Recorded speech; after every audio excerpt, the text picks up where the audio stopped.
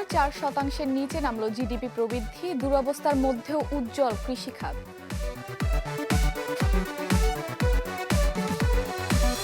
রাজধানীতে সবজি ও চালের বাজার ঊর্ধ্বমুখী, কিছুটা কমেছে আদা রসুনের দাম।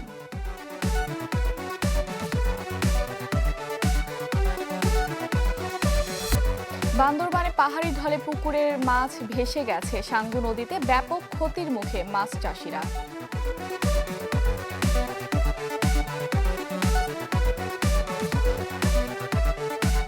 ফার্স্ট ইকুইটি ইসলামী ব্যাংক লিমিটেড বিজনেস 24-এ স্বাগত। শুনছিলেন শিরোনাম, আপনাদের সাথে আছি আমি ফারহানা লোপা। অর্লিতে রয়েছে এসএমডি এলইডি চিপ, বেস্ট কোয়ালিটির হিট সিঙ্ক এবং এসএম টেকনোলজিতে তৈরি হাইলি এফিশিয়েন্ট সার্কিট, তাই অর্লির উজ্জ্বলতা দীর্ঘদিন থাকে অমলিন। দীর্ঘ ২৬ বছর পর 4% নিচে নামল জিডিপি প্রবৃদ্ধি। 2019-20 অর্থ বছর সরকারের ৫.৫% লক্ষ্যমাত্রার বিপরীতে অর্জন মাত্র ৩.৫%, যার পেছনে সবচেয়ে বেশি দায়ী উৎপাদনশীল খাতের দুরবস্থা। একই সাথে সেবা খাত ছিল নড়বড়ে অবস্থায়। তবে সংকটের মধ্যেও মাথা উঁচিয়ে সক্ষমতা জানান দিয়েছে কৃষিখাত। পরিকল্পনা মন্ত্রী বলছেন, বিশ্ব অর্থনীতির নেতিবাচক ধারার মধ্যেও বাংলাদেশের এমন অর্জন প্রশংসার। আরও জানাচ্ছেন ইকবাল হাসান।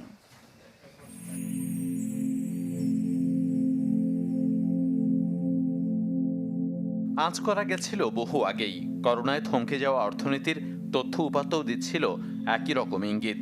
অথচ তারপরও আত্মবিশ্বাসী ছিল সরকার আশানুরূপ প্রবৃদ্ধি নিয়ে। কিন্তু সেই আশার গুড়ে বালি ঢেলে 2019-20 অর্থ বছরের জন্য অপ্রত্যাশিত এক খবরই দিল পরিসংখ্যান ব্যুরো, যেখানে বলা হয় ওই অর্থ বছর অর্থনীতির বিস্তৃতি ঘটেছিল মাত্র 3.5%। অথচ এর আগের বছরই সেই অর্জন ছুঁয়েছিল রেকর্ড। সেখান থেকে বছর ব্যবধানে যা কমে যায় 4.64% পয়েন্ট। অথচ পুরো বিশ্বকে চমকে দিয়ে তার আগের এক দশক বাংলাদেশের গড় প্রবৃদ্ধি ছিল 6.5%। বিশাল বিশাল অর্থনীতি যেগুলা যন্ত্রে মন্ত্রে অর্থে অনেক গুণ ঊর্ধ্বে বাস করে, তারাও হিমশিম খেয়েছে, নেতিবাচক পর্যায়ে গ্রোথে গেছে। ইতিবাচক তো প্রায় ছিলই না বলতে গেলে। সেখানে যে 3.something আপনি বললেন, এইটা ইতিবাচক সার্বিকভাবে, যদিও আমাদের আগের বছরের 8.2 এর জায়গায় এটা প্রায় 5-এর মতো কমে গেল। প্রবৃদ্ধির এই হিসাব নিয়ে দেশি বিদেশি বহু সংস্থা আগাম আভাস দিলেও মানতে চায়নি সরকার। বরং করোনাকালেও নতুন অর্থ বছরের জন্য ধরে রেখেছে বড় লক্ষ্যমাত্রা, যাকে অর্জন অযোগ্যও বলছেন অনেকেই। তবে করোনার ধাক্কার মধ্যেও মাথা উঁচিয়ে নিজের সক্ষমতা জানান দিয়েছে কৃষিখাত। স্থির মূল্যে যা বেড়েছে 4.৫%-এর বেশি। তবে বড় ধস নামে উৎপাদন খাতে আগের বছরে 14% প্রবৃদ্ধি নেমে আসে 2.5%। এছাড়া বছর ব্যবধানে সেবা খাতের 7.5% প্রবৃদ্ধি নেমে আসে 4.25-এর ঘরে। আমাদের এই কোভিড যে ঝুলে থাকবে 1.5 বছর যাবত, এবং এখনো তার চলে যাওয়ার কোনো শক্ত লক্ষণ দেখছি না। আমরা ভর্তুকি কন্টিনিউ করব, সহায়তা কন্টিনিউ করব, সারের যে বিশাল ভর্তুকি আমরা দেই সেগুলোতে আমরা আগের কৌশল কন্টিনিউ করব, এবং কৃষকের আরো কাছে সরকার এমনি আছে, আরো কাছে যাবে, যাতে করে এই বছরটা আমরা কৃষিতে আমাদের অবস্থানকে ধরে রাখতে পারি। দেশে 1993-94 অর্থ বছরের প্রবৃদ্ধি ছিল 4-এর নিচে 3.89%, যার পুনরাবৃত্তি ঘটল 26 বছর পর। ইকবাল হাসান, চ্যানেল 24, ঢাকা। লকডাউনের শেষ দিকে রাজধানী কাঁচা বাজারে সাধারণের ভিড় কিছুটা বেড়েছে, সেই সাথে বেড়েছে সবজির দামও। বৈরী আবহাওয়ায় সরবরাহে ঘাটতি, তাই সবজির দাম চড়া। কাঁচামরিচের কেজিতে 170 টাকা ছাড়িয়েছে। মশলার বাজার রয়েছে স্বাভাবিক, তবে কেজি প্রতি 10 থেকে 20 টাকা দাম কমেছে আদা ও রসুনের। লকডাউন শেষ হতে আর কয়েকদিন, এরই মধ্যে রাজধানীর কাঁচা বাজারে বাড়তে শুরু করেছে সাধারণের ভিড়। পেঁয়াজের বাজার রয়েছে স্বাভাবিক, দামের কোনো পরিবর্তন নেই। কোরবানির ঈদের পর দাম কমেছে আদা রসুনের, কেজি প্রতি 10 থেকে 20 টাকা দাম কমেছে পণ্য দুটির। আগেও যেরকম ছিল লকডাউন আগে, এখন এরকমই আছে, সেরকমই আছে, আর সামনে মনে হয় এরকমই থাকবে। পেঁয়াজের প্রতি কোনো এবার মানুষের কোনো আকর্ষণ নাই। গত সপ্তাহে রসুন বেশি আদা বলছি বেশি 110, 120 এরকম, এখনো 90-100 বেচতেছি। আমার কাছে বেশি মনে হচ্ছে, এর আগে যা দিয়ে কিনতাম কিন্তু তার থেকে বেশি। বৃষ্টির কারণে সরবরাহে ঘাটতি, সেই সাথে ক্রেতা কম, তাই সবজির বাজার বেশ চড়া। যে কোনো ধরনের সবজি কিনতে মান ভেদে 40 থেকে 100 টাকা গুনতে হচ্ছে ক্রেতাকে। বৈরী আবহাওয়ার কারণে আবারও হাতের নাগালের বাইরে কাঁচামরিচের দাম কেজি প্রতি 170 টাকা দরে কিনছেন ক্রেতারা। বটবটি 80 টাকা কেজি, গাজর 90 টাকা কেজি, টমেটো টকটা হলো 100 টাকা কেজি, আর হলো আপনার হলো দেশি একটা বাইরে হলো 110 টাকা কেজি, আর হলো ইন্ডিয়ান আপনার হলো ওইটা হলো আপনার হলো 100 টাকা বা 90 টাকা কেজি। যার আপনার কাঁচামরিচের দামটা অত্যন্ত বেশি, বর্তমানে পাইকারি কিনা পরে হলো 160 টাকা কেজি, বিক্রি করে আমরা 170-80। এর আগের সপ্তাহে আসছিলাম, সবজির দামটা ওর চাইতে একটু কম আছে এখন। আমরা মধ্যম শ্রেণীর হিসাবে আমাদের কাছে একটু বেশি মনে হয়। তারপর লকডাউন, বিভিন্ন দূর থেকে মাল আসতে, যে ব্যবসায়ীরা যেভাবে আমাদেরকে বলে। মশলার বাজার রয়েছে স্বাভাবিক, দাম বাড়েনি কোনো পণ্যের। বৈরী আবহাওয়া পরিস্থিতি কেটে গেলে কাঁচা পণ্যের দাম আবারও কমবে বলে মত ব্যবসায়ীদের। পর্যাপ্ত পরিমাণ মালও স্টক আছে, কোনো মালেরও দাম বাড়াও নয় কমও নয়, আগের দামে আছে। ইফতেখার আলম, চ্যানেল 24, ঢাকা। রাজধানীতে আবারও ঊর্ধ্বমুখী চালের বাজার। সপ্তাহের ব্যবধানে সব ধরনের চালের দাম বেড়েছে কেজিতে 2 থেকে 3 টাকা। গত 2 দিন আগে কেজিতে 48 থেকে 50 টাকা দরে বিক্রি হওয়া BR28 চাল আজকের বাজারে বিক্রি হচ্ছে 52 থেকে 53 টাকা দরে। গত সপ্তাহে 44 থেকে 45 টাকা দরে বিক্রি হওয়া মোটা চাল আজকের বাজারে বিক্রি হচ্ছে কেজি প্রতি 46 থেকে 48 টাকায়। এছাড়া মিনিকেট 62 থেকে 64 টাকা, নাজিরশাইল 72 টাকা এবং পাইজাম 65 টাকা দরে বিক্রি হচ্ছে।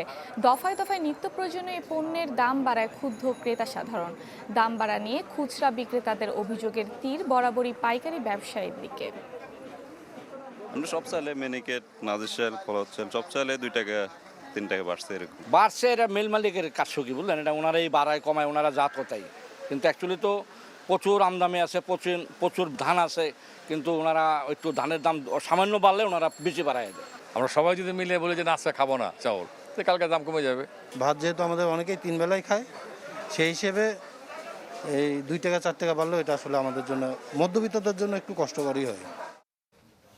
টিকা প্রয়োগ কার্যক্রম সফল হলে স্তিমিত হওয়া অর্থনীতি আবারও গতিশীল হবে।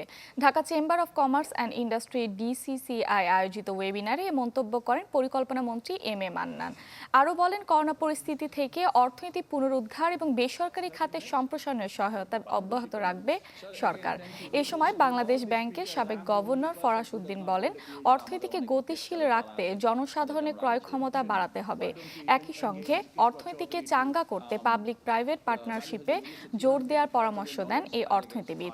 আরও বলেন, প্রণোদনা প্যাকেজের ঋণ বিতরণে প্রান্তিক ও ক্ষুদ্র ব্যবসায়ীদের অবহেলা করা হলে প্রকৃত সুফল মিলবে না। Will have to be reduced to the largest possible extent that we can. Government would like to assure you that, and I would like to assure you that on behalf of the government, that I in the planning ministry and my colleagues here, whatever we have to contribute, we'll always do our best so that your and our national interest is served. Cottage, micro and small, if necessary, creating a venture capital, if necessary, putting only a nominal interest rate, that will create the jobs, that will remove the poverty, that will remove the disparity. But most importantly for the private sector, that will create purchasing power. দর্শক, first security Islami bank limited business 24 নিচ্ছে একটা বিরতি, ফিরছে একটু পর, সাথেই থাকুন। দেখছেন first security Islami bank limited business 24। বান্দরবানের টানা বর্ষণে বিভিন্ন জায়গায় পাহাড়ি ঢলে বাঁধ ভেঙে তলিয়ে গেছে পুকুর ও মাছের খামার। এতে বেশিরভাগ পুকুরের মাছ ভেসে গেছে সাঙ্গু নদীতে। ফলে ব্যাপক ক্ষতির মুখে মাছ চাষিরা। অনেকে আবার ব্যাংক ঋণ থাকায় পড়েছেন চরম বিপাকে। তবে ক্ষতিগ্রস্ত মাছ চাষিদের প্রণোদনা দিতে তালিকা তৈরির কথা জানিয়েছে প্রশাসন। পাহাড়ি ঢলে কোথাও বাঁধ ভেঙে প্লাবিত হয় পুকুর, আবার কোথাও পুরোপুরি পানিতে তলিয়ে যায় মাছের খামার। টানা বর্ষণে পাহাড়ি ঢলে এমন পরিস্থিতি হয় বান্দরবানে। এতে বেশিরভাগ পুকুরের মাছ ভেসে গেছে সাঙ্গু নদীতে। ফলে ব্যাপক আর্থিক ক্ষতির মুখে পড়েন এখানকার মাছ চাষিরা। বিশেষ করে জেলা সদরের ছাইঙ্গা, রেইচা, গোয়ালিয়াখোলা, সুয়ালক, মাঝের পাড়াসহ রুমা, থানচি এবং নাইক্ষংছড়ি উপজেলার বিভিন্ন পুকুর ও দিঘিতে যারা ঋণ নিয়ে মাছ চাষ করেছেন তারা পড়েছেন চরম বিপাকে। পাহাড়ি ডল এমনকি বন্যার কারণে আমার বাঁধটি ভেঙে আমার বাঁধসহ সমস্ত মাছগুলি তো সাঙ্গু নদীর সাথে মিশে গেছে। এই মাছ চাষ করে বিক্রি করে আমি চলতাম, এখন আমি কি করব? ব্যাঙ্গালোর এখন অনেক আছে, এখন এই করোনা কালের মধ্যে আমরা এখন আমরা এই গিয়াগুলো কেমনে দিব? এই ক্ষতি থেকে কিভাবে উদ্ধার হই সরকারের একটু সহযোগিতা কামনা করি। জেলা মৎস্য অফিসের তথ্য মতে বর্ষণে জেলায় ক্ষতিগ্রস্ত হয় প্রায় 150 পুকুর। এতে মাছ চাষিদের আর্থিক ক্ষতি প্রায় 1,60,00,000 টাকা। তবে ক্ষতিগ্রস্ত মাছ চাষিদের জেলা প্রশাসনের মাধ্যমে প্রণোদনা দিতে তালিকা তৈরির কথা জানান কর্মকর্তারা। পুরো তথ্যটাই আমরা জেলা মৎস্য কর্মকর্তার মাধ্যমে আমাদের অধিদপ্তরে পাঠিয়েছি। অধিদপ্তরে আমাদেরকে বরাদ্দ দিলে আমরা চাষিদের পাশে দাঁড়াতে পারবো। আর সরকার যেহেতু প্রণোদনা দিচ্ছেন, ঘোষণা আছে, তবে যারা ঋণ নিয়ে ক্ষতিগ্রস্ত হয়েছেন তাদেরকে আবার পুনরায় ঋণ দিলে হয়তো বা ওনারা খুব সহজেই তাদের অর্থনৈতিক যে ক্ষতিটা হচ্ছে সেটা পুষিয়ে নিতে পারবেন। কোথায় কত ক্ষতিগ্রস্ত হয়েছে আমরা ইতিমধ্যে তাদেরকে বিভিন্ন জায়গায় বলিয়েছি, কৃষি এবং মৎস্য কোথায় কোথায় ক্ষতি হয়েছে ইউএনএস বলেছে সেগুলো তালিকা করছি। মৎস্য এবং কৃষি কি কি ক্ষতি হয়েছে এবং কি কি প্রণোদনা দিয়ে তাদের সহযোগিতা করা যায় এটারও তালিকা করতে বলা হয়েছে। তালিকা পেলে পর সেটা সংশ্লিষ্ট মন্ত্রণালয়ে করা হবে। বান্দরবানে 2000 পুকুরে মাছ চাষে জড়িত আছে প্রায় 1750 জন চাষি। Desk report, channel 24। অর্লিতে রয়েছে SMD LED চিপ, বেস্ট কোয়ালিটির হিট সিঙ্ক এবং SM টেকনোলজিতে তৈরি হাইলি এফিশিয়েন্ট সার্কিট। তাই অর্লির উজ্জ্বলতা দীর্ঘদিন থাকে অমলিন। 2020-21 অর্থ বছরে সারা দেশে ন্যায্য মূল্যে পণ্য বিক্রিতে 431 কোটি টাকা ভর্তুকি দিয়েছে trading corporation of Bangladesh TCB।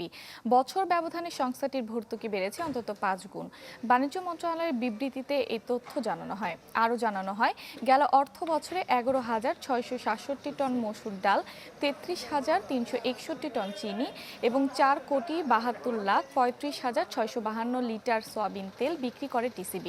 পাশাপাশি অর্থ বছরে মাঝামাঝিতে পেঁয়াজের দাম হঠাৎ বেড়ে যাওয়ায় বিভিন্ন দেশ থেকে আমদানিকৃত 3,38,61,000 কেজি পেঁয়াজও বিক্রি করা হয় এই সংস্থার মাধ্যমে। নিত্য প্রয়োজনীয় পণ্যের বাজার মূল্য স্থিতিশীল রাখতে রাষ্ট্রীয় গ্যারান্টির বিপরীতে ব্যাংক থেকে 9% সুদে ঋণ নিয়েছে TCB। First security Islami bank limited business 24 নিচ্ছে আরও একটা বিরতির সাথেই থাকুন। আরও একবার আমন্ত্রণ first security Islami bank limited business 24-এ।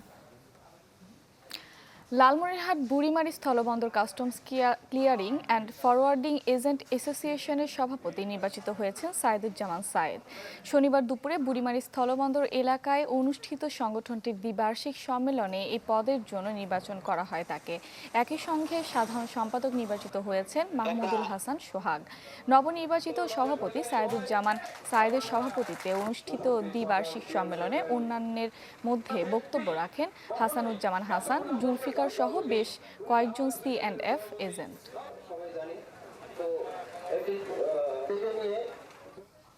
অভিবাসন প্রত্যাশীদের ভিড় বাড়ছে বেলারুশে। চলতি সপ্তাহে সীমান্তবর্তী অভিবাসী ক্যাম্পগুলোতে যুক্ত হওয়া 4,100 জনের মধ্যে বেশিরভাগই ইরাকের নাগরিক। রেড ক্রসের জরিপে এই তথ্য আরও জানানো হয়, গেল মাসে ইরাক থেকে সরাসরি বিমানের মাধ্যমে বেলারুশে প্রবেশ করেছেন 10,000-এর বেশি অভিবাসন প্রত্যাশী। তাদের নিরাপত্তায় আর্থিক সাহায্যের আশ্বাস দিয়েছে ইউরোপীয় ইউনিয়ন। এদিকে সীমান্তে অনুপ্রবেশ ঠেকাতে নিরাপত্তা জোরদারে ইউরোপীয় ইউনিয়নের কাছ থেকে 10 কোটি ইউরো সহায়তা চেয়েছে লিথুয়ানিয়া সরকার।